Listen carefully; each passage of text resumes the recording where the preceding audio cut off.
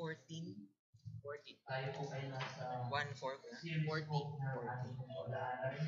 42. Ay dadako po sa mga anak ni Jacob. Tapos na po tayo kay Jacob. Tapos na po tayo kay Eve, kay Cain. Ngayon po sa kanyang mga anak. Genesis chapter 42, verse 21.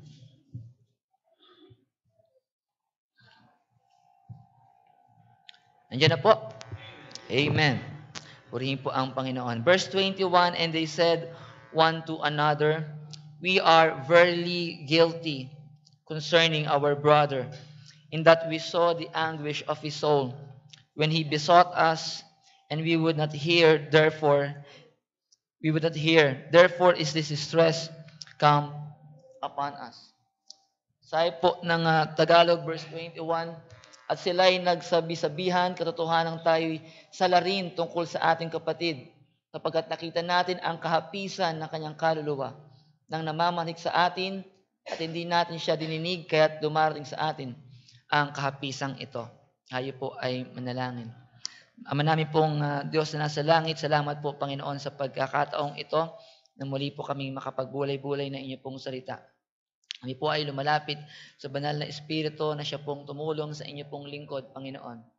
Kayo po ang maglagay po ng tamang salita, payak na amin pong mauunawaan, Panginoon, ang inyo pong mensahe na nais niyo pong iparating sa amin. Kayo po, Panginoon, ang kumilos, kayo po, Panginoon, ang maitaas sa amin pong kalagitnaan. Sa pangalan po ni Jesus. Amen. Maaari na pong umupo ang lahat. Ano po ang makikita po natin sa talatang pong yan? Ang sabi po ng ating talata, we are verily guilty. Diyan po ang ating mensahe po ngayong gabi, the guilty brothers. Ano po ba ang ibig sabihin ng guilty? Ang sabi po ni Webster's Universal English Dictionary, dalawang bahagi po ang guilty. Una po, the word guilt is used to refer a fact, katotohanan. Pangalawa naman po ay the guilt is used to describe a feeling, a fact and a feeling. Tingnan muna po natin yung word na as a fact bilang isang katotohanan. Guilt is the fact of having committed a crime, of having done wrong. Ang guilt daw po ay isang katotohanan na tayo po ay nakagawa ng kasalanan, na tayo po ay may ginawang kasalanan. If a person is guilty, he has sinned or he had sinned and broken God's law. Siya po ay nagkasala at siya po ay meron po siyang nilabag na kautusan po ng Panginoon. Kapag narinig po natin yung guilty, lagi pa tinaisip po pakiramdam. Sa sinasabi natin na guilty ako. Yun po pala ay isang, hindi lang po yan pakiramdam, yan po ay kapahayagan ng katotohanan na tayo po ay gumawa ng kasalanan. Kaya pag sinabi po natin na guilty ako, sinasabi natin na gumawa ako ng kasalanan. No? Kapag yun po ang paggagamit ng word na guilty. Genesis chapter 26, ganyan po ang pagkakagamit sa talatang ito. Genesis chapter 26, verse 10. And Abimelech said, what is this that thou hast done unto us? One of the people might lightly have lain with thy wife, and thou shouldest have brought guiltiness upon us. Ganyan po mga kapatid, sabi po ni Abimelech, and thou shouldest have brought guiltiness upon us. Si Isaac po, nung nagkaroon po ng tagutom sa Promised Land, sila po ay dinala ng Panginoon dito po sa lupain ng Gerar, kung saan po ang hari ay si Abimelech. Yan po ay sa verse 1. At nang sa verse 7, na makita po ng mga tao na maganda si Rebecca, ang sabi ni Isaac, kapatid ko yan. So ano po ang gagawin nila? Ano po ang gagawin? Maaring kunin iyon at gawing asawa. Pero si Isaac, asawa niya po si Rebecca. Kaya sinabi po ni Abimelech, nung nakita niya na si Rebecca ay tunay na asawa ni Isaac, ang sabi niya sa verse 10 na binasa po natin, shouldest have brought guiltiness upon us. No, yung word po na guilty, sinabi niya, ay magdadala ka sa amin na kami ay magkakasala. No? Ay pinapagkasala mo kami. Ibig sabihin, pwede po palang magkaroon ng kasalanan ignorantly. Dahil ito po ay hindi nila alam na asawa po talaga ito ni Isaac. nagsinungaling po sa Isaac.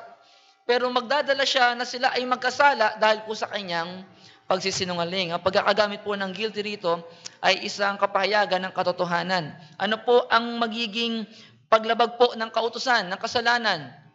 Isa po sa mga tao ni Abimelech sa kanya pong bayan, pwedeng kuning asawa. Sin of adultery. So, pwede pong lumabag ng pagkakasala. Kaya po, guilty. Guiltiness, yan po ang ginamit na salita. Matthew chapter 26, verse 66, yan din po ang pagkakagamit po dyan na word na guilt or guilty. Ito po natalakay po natin to sa Son of God, yung ating Panginoong Jesucristo, Matthew chapter 26, verse 66.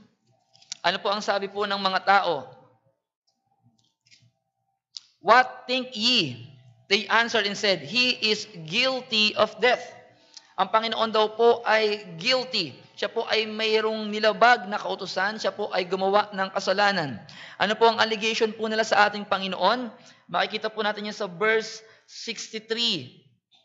Ang sabi po ng verse 63, But Jesus held his peace, and the high priest answered and said unto him, I adjure thee by the living God that thou tell us whether thou be the Christ. Nandun po yung ginamit na the Son of God. Sabi po nila, hindi daw po inamin ng Panginoon na siya po ay Diyos. Pero dito po ang sabi ng Panginoong Jesucristo sa verse 64, Jesus saith unto him, Thou hast said. So naunawaan po natin, pinag-aralan po natin yung Son of God. Yan po ay nagpapakita na siya po ay mayroong kalikasan ng Diyos. Yan po ang ibig sabihin po ng Son of God. Ano po ang sabi sa verse 65? Nung sinabi ng Panginoon, Thou hast said, Then the high priest rent his clothes, saying, He hath spoken blasphemy. What further need have we of witness? Behold, now ye have heard his blasphemy. Kaya po sinabi sa verse 66, Our Lord Jesus Christ is guilty of death. No, ang tanong ko po mga kapatid, siya po ba ay guilty of death? Siya po ba ay nagpapanggap na Diyos? No? Kung siya po ay nagpapanggap, tama lang na namatay ang Panginoon. Pero ating Panginoong Jesucristo po ay hindi nagpapanggap na Diyos. Siya po ay tunay na Diyos. Kaya hindi po siya guilty. Yung word po dyan na guilty as a fact, yan po ay hindi naaakma sa ating Panginoong Jesucristo. Yan din po ang ginamit sa Exodus chapter 20, verse 7. Ito po yung mga paano ginamit yung word na guilty as a fact. Sino naman po yung guilty po dito sa Exodus chapter 20? Ano po yung nilabag po nila na kautusan? Thou shalt not take the name of the Lord thy God in vain, for the Lord will not hold him guiltless. Sapagkat hindi aariin ng Panginoon walang sala ang bumabanggit ng kanyang pangalan. No, meron pong nilabag na kasalanan. Di po ba lagi natin narinig na ginagawang expression ang pangalan ng Panginoon? Narinig niyo po ba yun? Laging expression? Ginagawa nilang, babanggit na lang ang Panginoon. Dati iniisip ko po, ano ba yung Jesus Mariosep? Narinig niyo po ba yun? Jesus Mariosep, gumaganon po. Yung po pala ay, pangalan po pala ng Panginoong Jesucristo natin, at ni Maria, at ni Joseph. Jesus, Mary and Joseph po pala yun. Isipin niyo po yun, kapag nadulas Jesus Mariosep, gumaganon po. Ang sabi ng Panginoon, Thou shalt not take the name of the Lord thy God in vain, for the Lord will not hold him guiltless. Kasalanan po, mga kapatid. No, gamitin natin ang pangalan ng Panginoon sa walang kapararakan, sa wala pong kabuluhan. So yan po yung mga guilty na nabanggit kung paano po ginamit. James chapter 2 verse 10, sinabi po doon na kahit isa lamang sa 10 kautusan na hindi po natin masunod, tayo po ay guilty sa lahat. For whosoever shall keep the whole law and yet offend in one point, andiyan na po yung word na guilty, he is guilty of all. Kahit pala hindi po natin labagin yung siyam. Pero kung isa lang po ang labagin natin, ang sabi po ng Bible, nilalabag natin yung siyam. Ano po yung guilty? Fact of committing a crime, having done wrong. Romans chapter 3 verse 19, binanggit po namin ito kanina umaga sa Sunday school. Ito po yung problem ng kansalupaan. Ito po yung problem ng mundo. Ito po yung problem po natin. Now we know that the things whatsoever the law saith, it saith to them who are under the law, that every mouth may be stopped, and all the world, ang sabi po diyan, lahat po na nasa sanlibutan may become guilty before God. Tayo pong lahat ay hinatulan na po ng Bible, mga kapatid. Nang nahayag po ang kautusan, pag tinignan po natin ang ating sarili sa salita po ng Panginoon, masasabi natin, ako ay makasalanan. So yan po yung example ng the fact of guilt, isang katotohanan. Pero hindi lamang po yun. Sabi ni Webster, the guilt is also a feeling. It is used to describe a feeling. It describes a feeling of shame because of wrong that a person has done. Pag sinabi po natin na I have sinned, yun po yung fact of guilt. Pero pag sinabi natin I feel bad because I've done wrong, yun po yung feeling. No? Feelings of guilt. Ito po yung pakiramdam na laging paulit-ulit po na sinasabi sa atin. Nakagawa ka ng kasalanan, nakagawa ka ng kasalanan. Nung kapag tayo po nangupit, nung bata po ako, nangupit, at talagang buong pagtanong si mama, bakit nawawala yung benta ng ice candy? Kasi nandun po yung sa taas ng aming cabinet.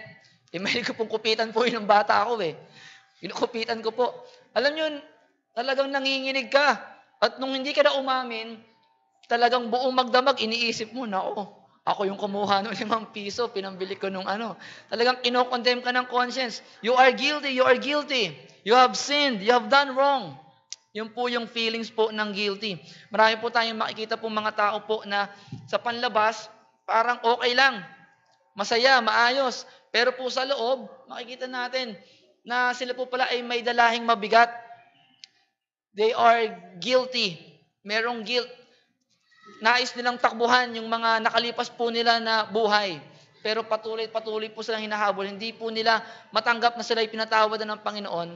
Ang bigat po ng kanilang nararamdaman. Hindi po nila mapatawad ang kanilang sarili. So why do people feel guilty? Bago po tayo dumako sa mga kapatid. Bakit po ba tayo nakakaranas? Babalikan ko po si Cain. Ano po ang sabi ng Panginoon? Hindi ka makakaranas ng ganyang pakiramdam kung hindi ka gumawa ng masama. Kung hindi ka gumawa ng hindi maganda. Ibig sabihin, if we feel guilty, it is because we are guilty. No, kaya po tayo nakakaramdam ng tayo po ay parang nakagawa ako ng kasalanan, talagang nakagawa po tayo ng kasalanan. Pero there are times, mga kapatid, na Kristiyano, hindi po dapat makaramdam ng guilty. Alam niyo po ba yun? Minsan nakakaramdam tayo, pinapasa natin yung kasalanan na hindi naman dapat natin pinapasa ng isang kasalanan. Ang halimbawa po, tayo po ay nakaranas ng isang temptation. Sino po ba nakaranas po ng temptation, mga kapatid? Marami po nakaranas ng temptation. Marami pong ino-offer si Satan na temptation. Ang temptation po ba, pag tayo po ay na-tempt, tayo po ay, sinubok, yun po ba ay kasalanan? Nang tayo po ay mapasa ilalim sa temptation? Hindi po. Pero marami po sa Kristiyano, dahil nung sila ay na-tempt, they feel guilty. Nakaranas ako ng temptation Tandaan po natin, ang Panginoong Jesucristo po nakaranas ng temptation. Matthew chapter 4. Pero hindi po nagkasala ang Panginoon. Magkaiba po yung nakaranas ka ng temptation doon sa pumasok ka mismo sa temptation at nahulog ka roon sa temptation. Magkaiba po yun. Kapag tayo po nakaranas ng guilty, it is because we are guilty. Yan po yung makikita po natin. Yan po ang naranasan ni David, 2 Samuel chapter 11. Ano po ang ginawa ni David? Isipin niyo po, sino po si David? Hari po ng Israel. A man after God's own heart. Ano po ang ginawa niya? Si Uriah, nagustuhan niya yung asawa ni Uriah. Ginawa niya, pinapatay niya po si Uriah. Minsan pag iniisip natin kay David, alam natin yan paulit-ulit Magbigay po ako ng example. Si Pastor Bermejo. Di po ba? Nakita po yung asawa ni, halimbawa, ng member. Pinapatay niya na yung asawa noon at kinuha niya pa yung asawa. Nakita niyo na po yung bigat? Magkichismisan tayo. Tignan mo si Pastor. Siya yung nagplano na mamatay si Brother Ganto. Kasi gustong-gusto niya asawa. Hiniwalay niya yung asawa si Teacher Connie. At kinasama niya na yon. Di po ba? Pagka kasi kay David, parang, alam na namin yung story. Pero mabigat po yung ginawa ni David. At gaano po kabigat po yon? Psalm chapter 32, babalikan ko lang po itong kung gaano kabigat ang pakiramdam po nung guilt na meron po si David. Psalm 32, babasahin pa natin yung verse 3 and 4. Kapag nare-relate po natin sa panahon po natin ngayon, makikita po natin mabigat po talaga yung kasalanan. Sabi po sa verse 3 and 4, When I kept silence, my bones, hindi po mali ako. Tama. Through my roaring all the day long. Verse 4, for day and night, ano po ang sabi ni David? Thy hand was heavy upon me. Yun po yung feelings of guilt. Ang pakiramdam po ni David, mabigat. Nakaranas na po ba tayo ng ganon? Pag meron tayong ipinalit isang bagay para sa Panginoon, if we exchange our God sa ating pong trabaho, sa ating pong asawa, sa isang bagay na parang hindi worthy na ipagpalit natin ng Panginoon, ang bigat. Minsan, pag nakita mo, pumasok ka sa trabaho, tapos nakuha mo sahod lang, dapat nagsimba na lang ako. No? Minsan ganon, ang bigat po, may mga ganon mga bagay. Dito po kay David, ang sabi niya, thy hand was heavy upon me. Ganon din po ang sinabi niya po sa Psalm 51 verse 3. Ito po yung talagang naranasan po ng mga kapatid ni Joseph. Itong Psalm 51 verse 3. At ito po yung tinatawag po na stronghold ni Satan. Kapag hindi po natin na-overcome ito, mga kapatid, ito po yung sasabihin natin. For I acknowledge my transgressions and my sin is ever before me. Ano po ang Tagalog po noon? Ang aking kasalanan ay laging nasa harap ko. Mamaya makikita po natin for 40 years or 39 years, mga kapatid. Hindi po makalimutan ng mga kapatid ni Joseph ang ginawa po nila kay Joseph. For 39 years. Meron pong isang professor po na tanong sa kanyang mga estudyante, gaano raw po kabigat yung, ano po ba yan? Ano po matawag kapag kalahating baso? Half empty or half full? Parang ganun po. Kalahating tubig po ng baso, sabi niya, gaano ba kabigat? Ang sabi ng mga estudyante niya, magaan yan, sir. Kalahating baso lang eh. Pero ang sabi ng isang classmate nila, mabigat yan, sir. Pag hinawakan po natin yan ng ganyan, unang magaan. Pero as time goes by, 30 minutes mong hawakan yan, na nakaganon ka lang, yung kalahating baso na yan, kasing bigat na ng isang balde yan. Ganon po yung guilt, mga kapatid. Pag nakagawa ka ng kasalanan at hindi mo dinil yan, habang tumatagal yan, napakabigat niyan. Kaya ang sabi ni David, thy hand is heavy upon me. At ang sabi niya po dito, ang kasalanan ko ay laging nasa harap. Pwedeng meron tayong kasalanan na maliit sa tingin po natin. Pero pag hindi po natin yan dinil, hindi pinabayaan po natin, pinalagpas lang po natin yan. Parang yan kalahating baso ng tubig na habang hindi po natin nilelet go sa ating mga puso, napakabigat po niyan. At yan po ay stronghold ni Satan para hindi po tayo magamit ng Panginoon. So yan po, tingnan po natin. The guilty brothers, ito na po tayo mag-uumpisa. Genesis chapter 37. Dito po nag-umpisa yung kwento ng mga kapatid po ni Joseph. Genesis chapter 37. So ano raw po ang meaning ng guilt? It is a fact of committing a crime or having committed a crime. Kasalanan. Breaking God's law. Tingnan po natin, ano po ba yung mga kasalanan na ginawa po ng mga kapatid ni Joseph sa kanya? At alam niyo po, mga kapatid, balikan po natin yung mga nakaraan po nating linggo. Ano po yung sinabi po natin? Sin begets sin. Wala pong isang kasalanan. Parang isang package. Isang box na dumating mula po sa ibang bansa. Pagbukas mo, wow, ang dami. No, kanya-kanyang kasalanan. Magkakadikit, magkakakampi. Dito po sa chapter 37, ano po makikita natin kasalanan sa verse 4 and 5? And when his brethren saw that their father loved him more than all his brethren, ano pong makikita natin? They hated him. No? Ang kasalanan po, unang kasalanan ng mga kapatid ni Joseph sa kanya, they hated him. Ang sabi po dyan. Kaya dangerous po talaga pag meron tayong mga paboritong mga anak. Nagbibigay po yan ng division sa ating pong mga anak. At nagdudulot po pwede po magdulot po ito. They hated him and could not speak peaceably unto him. Ano po sabi yan? And Joseph dreamed a dream and he told it to his brethren and they hated him yet the more. Yan po yung una nating makikita. Yung guilty na meron sila, they hated him and hated him the more. Verse 11, hindi lang po yung hate. and his brethren. Ano po yung sumunod po na salita? Envied. Sa King James ay envied. Ano po yan? Nainggit sa kanya. Kinainggitan. Yan po yung sumunod na kasalanan. Kinainggitan po nila si Joseph. Verse 18. And when they saw him afar off, even before he came near unto them, ano pong sumunod? They conspired against him. Conspiracy. Ito po yung sinabi po ni David sa Genesis chapter 50. Verse 20. Ano po yung conspiracy po na yun? But as for you, he thought evil against me. No, nagplano sila ng masama, nag-isip sila ng masama kay Joseph. Verse 20. Chapter 37. Come now therefore and let us slay him. Kayo po ba naniniwala mga kapatid, kayang patayin ng mga kapatid ni Joseph siya? Kapalagay niyo po.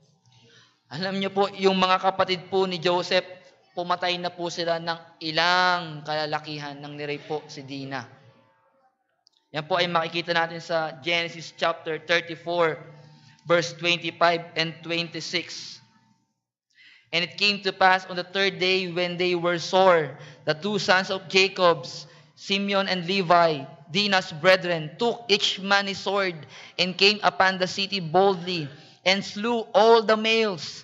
And they slew Hamor and Shechem, his son, with the edge of the sword, and took Dinah out of the Shechem's house and went out. Ginawa po kasi itong mga lalaki po sa Shechem, nirape po nila si Dinah, kinuha po nila by force. Ano pong ginawa ng dalawa? Pinatay nila po ang mga taga Shechem. Kaya po nilang patayin si Joseph. At iyan po isa sa mga kasalanan na mayroon po sila. Nag-isip sila, nais nilang patayin si Joseph. Verse 24. And they took him and cast him into a pit. And the pit was empty. There was no water in it. Pag nakita niyo po dyan, nasaan dyan yung kasalanan ng brother Nat? Kinuwento po ni Judah sa Genesis chapter 42 verse 21. Minsan po mayroong mga silent part po dyan mga parenthetical po Parang silent. Pero meron po pala nangyari po dyan sa verse 24 po na yan. Chapter 42 verse 21. Habang tinatapon po nila si Joseph, ang sabi po dito po sa verse 21, and they said one to another, we are very guilty concerning our brother, in that we saw the anguish of his soul. When he besought us, we would not hear. Therefore is this distress come upon us. Ano pong kasalanan po yan? Merciless. Nagmamakaawa, wag niyong gawin sa akin. Nung tinatapon po nila po doon sa verse 24, pero hindi po nila pinakinggan yung kaawa-awa po nilang kapatid. Isipin niyo po yan. Yung kasalanan po na yan na ginawa nila. And then doon po sa chapter 37, verse 28, ano po ang kanilang kasalanan? Ano po yung guilty pa po sila? Verse 28, then they were passed by the Midianites merchantmen, and they drew and lifted up Joseph out of the pit, and sold Joseph the Ishmaelites. Na ibinenta po nila yung kanilang kapatid. At hindi lang po yun, verse 32 to 33, sila po ay nagsinungaling at kanila pong dinaya ang kanila pong ama. Dito po makikita natin ang kasalanan, hindi lang po kasalanan na nagagawa po natin sa Diyos. Tayo po ay may nagagawang kasalanan doon po sa mga tao din na mayroon po tayo. Minsan, ako po ay lumaki po sa ganyang experience Pag Lord's Supper na ayaw pong humingi ng tawad. Hindi, pinatawad ko na yan. Hindi, pinatawad na ako yan. Pero never sila nag-usap. No po, hindi sila nag-usap. Wala pong paghingian ng tawad. Pero, hindi, okay na. Okay na kami yan. Pagka nakita, mag-a-appear na lang yan. Pero wala pong hingian ng tawad. Pero pagka nahukay po uli yun, alam nyo, pag malalim po yung isang bagay na nailibing na matagal na, pag hinukay, ang baho. At kapag hindi po na-deal po yun, isipin nyo yung dalawang nag-away na yun, pag nagkabalikan, bubungkalin na naman nila yun. Yung napakatagal na yun kasi hindi po nila sinettle yun. At napakabaho po noon. No, wala pong paghingi po ng tawad. So makikita po natin dyan, they are guilty. Isipin nyo mga kapatid, gaano po katagal ito? Mula daw po doon sa pit, mula po roon sa balon kung saan tinapon po nila si Joseph, hanggang doon po sa panahon po ng Egypt, 22 years. Yun po ay 22 taon. Na kapag tinignan nyo po, ang kanila pong mga sinalita, dito po sa verse 21, example na lang po yan mga kapatid. Wala po silang ginawang kasalanan. Ito po ay nagawa lamang po ng istorya si Joseph. No, hindi nila talaga kinuha yung pera. Pero ang ginawa ni Joseph, sige, lagyan mo ng pera yung mga sako nila. At kung nakita nila, kasi po, makikita nyo mamaya yung mga naranasan nila, na hindi naman talaga nila kasalanan sa panahon na ito. Pero ang sabi nila, diyan po sa verse 21, we are very guilty. Hindi naman nila ninakaw yung pera, pero bakit sinasabi lang, we are very guilty? Lagi sila bumabalik doon sa ginawa nilang kasalanan noong pa 22 years na ang nakalipas. Yung kalahating tubig ng baso, napakabigat na sa kanilang puso at hindi nila kayang dalhin. The guilty of feeling. Meron pong 4 po na P sa buhay po ni Joseph. Pit, Potiphar, prison, and Pharaoh. At yan po, tumagal ng 22 years. At mula po dun sa famine, at nang nagpakilala po si Joseph sa kanya po mga kapatid, hanggang sa mamatay po si Jacob, another 17 years. All in all, we have 39 years. Hindi po humingi ng sorry ang kanyang mga kapatid. Isipin niyo yung mga kapatid, hindi po sila nagsabi ng katotohanan kay Jacob. Si Jacob na nanloko sa kanyang tatay, na nung mismong araw na yun, nalaman na kanyang tatay, pero 39 years, hanggang sa namatay si Joseph, si Jacob, hindi sinabi ng mga kapatid ni Joseph, binenta po namin siya. Siguro iniisip na lang po ni Jacob noon, buhay, nakaligtas siya, nakatakas. Makikita niyo po mamaya sa Genesis chapter 50, akala po ni Joseph natanggap na ng mga kapatid niya yung kapatawaran. Pero hindi po nila natanggap, hindi po nila pinaniwalaan yung kapatawaran na ibinigay po ni Joseph sa kanya pong mga kapatid.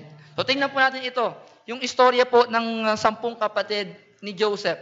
Dito po sa kwento po natin sa chapter 42, magsisimula po sa verse 9 hanggang 14.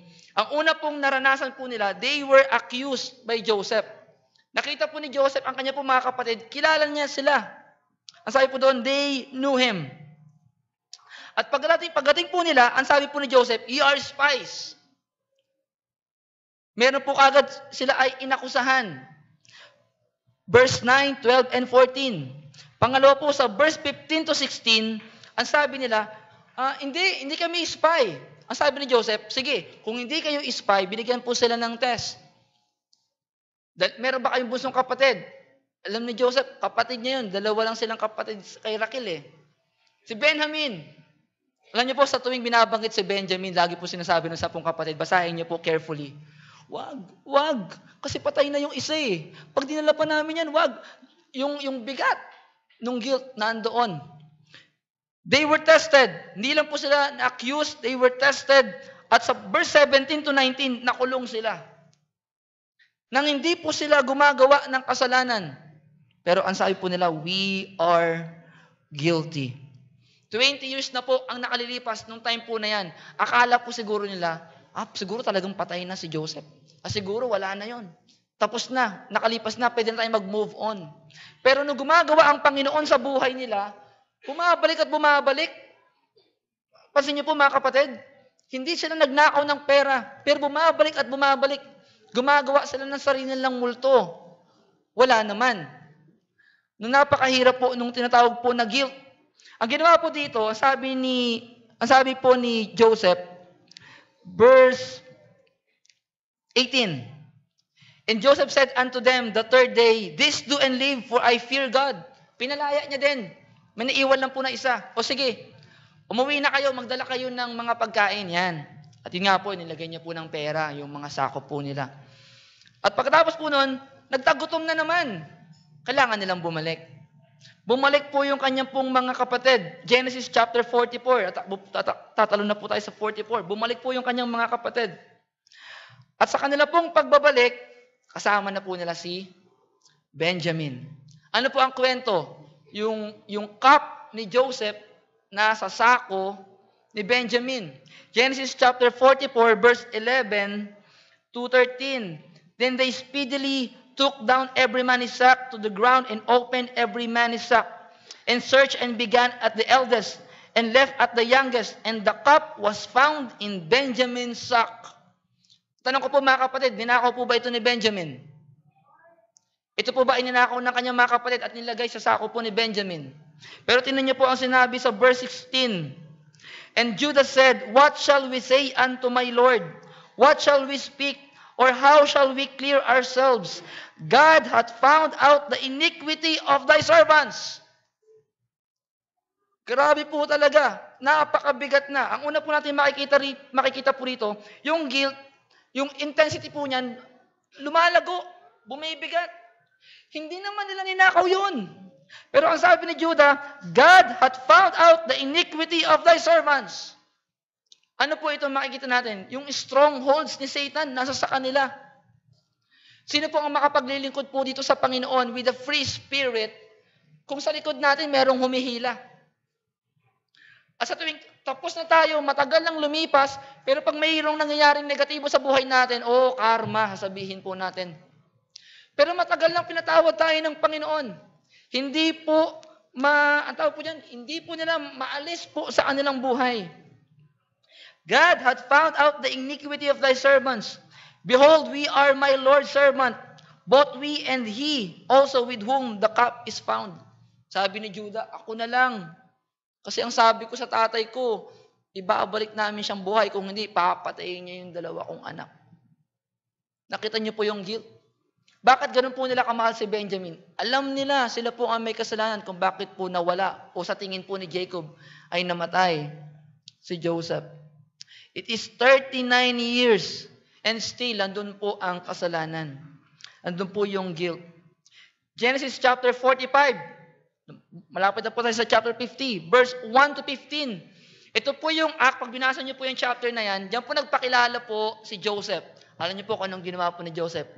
Inisa-isa niya po ang kanyang mga kapatid. Hinalikan niya. Ito po ay act ng pinatawad na sila. Tapos na yon. Wala na yun, nakalipas na yun. Ang sabi nga po ni Joseph, ang ganda po ng spirituality po ni Joseph eh.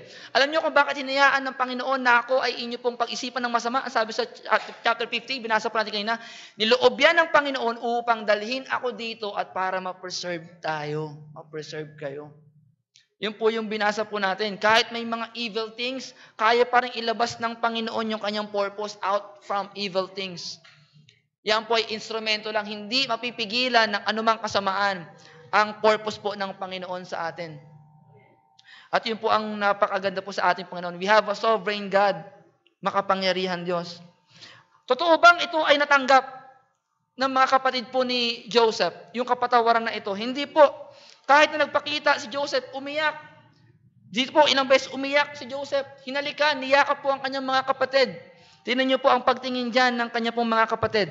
Genesis chapter 50. Verse 15, And when Joseph's brethren saw that their father was dead, they said, Joseph will peradventure hate us. Ibig sabihin, inisip nila, kaya lang, ito po ay nasa kamatayan na po ni Jacob. 17 years na po ang lumipas. Isipin niyo po yon. Sa 17 years, iniisip nila, hindi sila pinatawad ni Joseph. 17 years. Yung 22 years, iniisip nila na yung guilt nandoon. Pero nung napatawad din sila, for 17 years, hindi pa rin nila iniisip na sila po ay napatawad. Iniisip po nila dito, kaya mabait si Joseph sa kanila, kasi kay Jacob. Pero ngayong patay na si Jacob, ang ano pong sabi nila, Joseph will peradventure hate us, and he will certainly requite us all the evil which we did unto him. Gagante si Joseph. Kaya po yung Genesis 45, sa palagay niyo po, pinaniwalaan po ba nila na sila po ay pinatawad ni Joseph? Hindi po. Inisip nila na naging mabuti lang si Joseph po sa kanila dahil po sa kay Jacob. Pero hindi po ganoon. Napakasakit po sa isang Kristiyano na makita ng Panginoon, matagal niya nang pinatawad ang isang Kristiyano, pero hindi siya makapag-move on doon sa mga pagkakamali niya nagawa niya sa kanya pong buhay na nakalipas. Tingnan niyo po ang sinabi po ni Joseph. Verse 16, 17. And they sent a messenger unto Joseph saying, Thy father did command before he died, saying, gumawa po yung mga kapatid ng gawa-gawang kwento. So shall ye say unto Joseph, Forgive, I pray thee now, the trespasses of thy brethren and their sin, for they did unto thee evil. And now we pray thee, forgive the trespass of the servants of the God of thy father. Ano po ang response po ni Joseph? Ano po ang sumunod? And Joseph wept. Ano, nakakalungkot po yun. Kung iisipin po natin, kung ito ay sa Panginoon, kapag ang kanyang anak ay hindi magamit-gamit o hindi makapaglingkod sa Panginoon, sapagkat hanggang ngayon, iniisip niya, hindi pa siya pinapatawad ng Panginoon. Kung hindi mo ile-let go, kapatid, yung guilt na meron na yan, napakatagal ng panahon na, hindi po tayo magagamit ng Panginoon. Yan po yung magiging stronghold po sa atin ni Satan. 2 Corinthians chapter 10, verse 4. Ano po ang sabi po doon? 2 Corinthians chapter 10, verse 4, For the weapons of our warfare are not carnal, but mighty through God to the pulling down of strongholds. Sipin niyo po yung mga kapatid, ilang taon po yung strongholds na yan ni Satan. Hahawakan yan, hindi kanya papayagan na ikaw ay basta-basta makabitiw sa kanyang kamay. Kung hindi, ikaw ay magagamit na ng Panginoon. Ano po ang kailangan gawin natin? God's solution para po sa guilt po na yan. Acts chapter 10, verse 43. Ano po ang solution po ng Panginoon? Ito po ay paulit-ulit. Mula po kaninang umaga hanggang sa Sunday school. Ito po talaga ang sentro ng salita po ng Panginoon. Ang ating Panginoong Hesukristo. To Him give all the prophets witness that through His name, whatsoever believeth in Him shall receive remissions of sin. Alam niyo po kung ano yung pagkakaiba sa Old Testament at sa New Testament po na kapatawaran ng kasalanan. Sa Old Testament, tinatakpan. Pero alam niyo po sa New Testament, inaalis, lililinis. Ang sabi po ng Panginoon sa Hebrews 10:17, I will remember no more. Mga kapatid, kung ikaw ay pinatawad na ng Panginoon, huwag mo nang balik-balikan yung multo na meron ikaw noon. Yung noon, hindi po interesado ang Panginoon sa ikaw noon. Ang Panginoon ay interesado sa iyo kung ano ka po ngayon. Dahil sa ating Panginoong Hesukristo. Ang sabi po sa Hebrews chapter 10, verse 17, And their sins and iniquities will I remember no more. Kailangan po nating sampalatayanan yan. Kailangan po nating i-claim po yan. Kailangan po nating isabuhay po yan.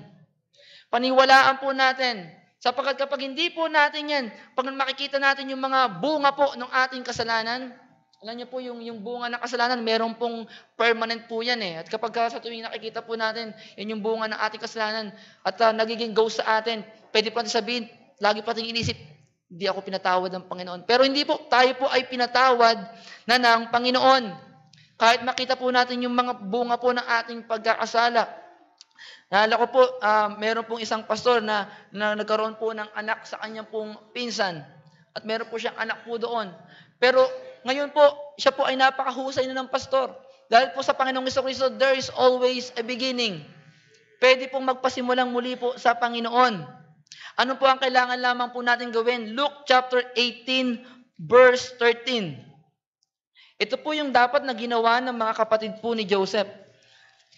Luke chapter 18, verse 13. And the publican, standing afar off, would not lift up so much as his eyes unto heaven, but smote upon his breast, saying, God, be merciful to me, a sinner.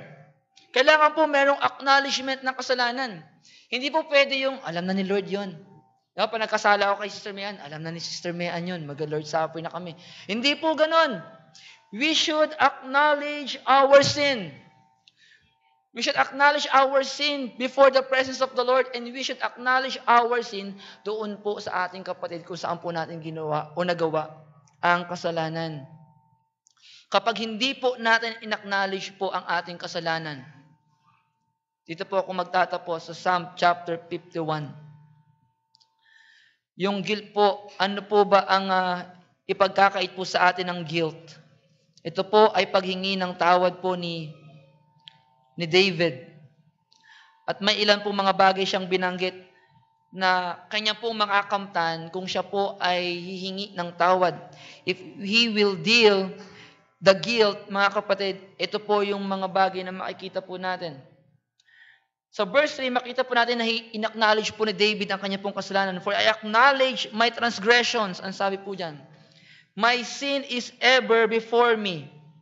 Sabi niya po sa verse 9, hide thy face from my sins and blot out all mine iniquities. Gusto niya na pong makalimutan yung ginawa niya kay Uriah at ang ginawa niya po kay Bathsheba. Alam niyo po kung gaano kabigat alam niyo po yung kwento kay David, yung siya po ay nag-iikot-ikot doon po sa dust. Yung siya po ay talagang hindi kumakain, sobrang lungkot. Anak po nila ni Bathsheba. Sobrang lungkot niya po yung heavy po ng bigat. Nung namatay po yon, tsaka naligo, tsaka nag-move on. Ano po yung kapag in-acknowledge po natin ang ating pong kasalanan, ito po yung mga bagay na i-deprive po sa atin kapag hindi po natin dinil ang ating pong guilt. Ito po yung wala, ito po yung na-deprive sa Joseph's brother. Verse 12, ang sabi niya, restore unto me the joy of thy salvation. Check po natin sarili natin. Do we have this joy of salvation tonight? Tayo po ba ay masaya sa ating pong kaligtasan? Tayo po ba ay masaya in every time we attend the fellowship sa church? Sunday na naman bukas. Meron naman kaming fellowship. Naalala niyo po yung first day of your salvation, nung kayo po ay nag-profess, sabi niyo, nung kayo naging first member of the choir, sana every day is Friday or Saturday, practice na lagi ng choir. Ganun po tayo kasaya. Nung first day na tayo po naging Kristiyano, sana every Saturday mayroong evangelism. Napakasaya. Nung napakasaya po natin noon, the joy of salvation after the camp, mga young people, napakasaya. Diba? Napakasaya. Iba yung kasayahan, spirituality, sa kasayahan ng mundo na ibinibigay. At meron talagang kasayahan spiritual. No? The joy of salvation. Nakita niyo po, David acknowledged his sin. Kung hindi niya in-acknowledge ang kanya pong kasalanan, sabi niya po doon, the joy of the salvation ay hindi ma-restore. Hindi po i-restore po ng Panginoon. At ang sabi po niya sumunod, and uphold me with thy free spirit. Tinignan ko po yung mas mababaw po niya na version. And uphold me, or you give me the desire to obey God's word. Kapag ang tao pala nagkasala at hindi niya dinidil yun, wala siyang desire na sumunod sa salita po ng Panginoon. Naranasan niyo na po ba yun? Kapag wala na po tayong desire to follow the Lord, to follow God's word, siguro meron tayong kailangang i-deal. Meron tayong kailangang i-settle. Verse 15, O Lord, open thou my lips and my mouth. Verse 13 muna po. Then I will teach transgressors thy ways. Kapag pinatawad na po ng Panginoon, ang ganda po ng sinabi ni David, he is now able to be used by God to teach the transgressors thy ways. Gagamitin na po ng Panginoon. Gagamitin na po ng Panginoon. Makakapag-move on na. Pag nilet go na po natin yung mga mabibigat po natin, madali po para sa atin magpagamit sa Panginoon. Sabi niya, siya po ay meron na, makakapagturo na ng daan ng Panginoon. And sinners shall be converted. May bunga pa yung kanyang ministry. Gagamitin ka na ng Panginoon, may bunga pa yung ministry. No, kapag hindi po natin na-overcome yung guilt na yan, hindi po natin dinil yan, hindi na tayo makapaglilingkod, wala pang bunga yung ating ministry. Verse 16, For thou desirest not sacrifice. Sipin niyo po yan. Kapag hindi po dinil yung guilt na yan, yung heaviness of heart, kahit anong punta po natin sa church, God will not acknowledge our presence worshiping Him. Kahit ilang punta po tayo, di po ba? Ang offering po natin ngayon, Romans 12:1. Ang offering po natin yung ating sarili. Yan na po ang ating offering. Hindi lang po yung pera. Iniisip natin, anak, dali mo yung offering na yan doon para may offering ako sa Panginoon. Ang unang-unang hinihingi po ng Panginoon ang ating pong presensya sa pagsamba sa Panginoon. Hindi po kailangan ng Panginoon ang ating pong pera. Marami po ang Panginoon yan. Ang kailangan niya po ay ang ating presence bodily. Ang ating fellowship with Him. Dito po makikita natin, thou desirest not sacrifice. Kapag hindi po natin dinil yung guilt, yung wrongdoing, yung feeling of guilty, ano po ang makikita po natin? Hindi po nanaisin ng Panginoon ang ating pagsamba. Hindi po nanaisin ng Panginoon ang ating paglilingkod. Kahit gaano pa kagaling magpiano, kumanta, mag-preach, makinig ng salita ng Panginoon, mag-take note, mag-gitara, lahat po ng paglilingkod, magturo sa Sunday school. Nakikita ng Panginoon yan. Ang sabi sa Isaiah 59:2, itatago po ng Panginoon ang kanyang paningin. He will not acknowledge our presence. Kaya po ang sabi diyan, the sacrifice of God, sa verse 17, the sacrifice of God are broken spirit. Ano po yung tatanggapin na sacrifice ng Panginoon? Yung meron daw pong broken spirit, a broken and a contrite heart. Yung Tagalog po niyan ay may bagbag at may pagsisising puso. Yan po ang tatanggapin ng Panginoon, yung kanyang offering. Pag pumunta na sa church, pag pinatawad na ng Panginoon, yung humingi ng tawad. Yung sabi ng publican kanina, kanya pa pong inaano yung kanyang breast. Ang sabi niya ganon, I am a sinner. May bagbag, merong contrite heart. At ang sabi ng Panginoon dyan, sa verse 19, then, tsaka lamang, shalt thou be pleased with the sacrifice of righteousness. Kahit ano pang offering yan, with burnt offering and whole burnt offering, they offer bullocks upon thy altar. Ang sabi po sa verse 19, shalt thou be pleased. Tatanggapin po ng Panginoon. Meron po ba tayong kabagabagan? Meron po ba tayong guilt sa ating pong buhay, mga kapatid? Katulad po ba tayo ng mga kapatid ni Joseph? For 39 years, kinimkim po nila, tinago po nila sa pinakalalim na puso nila.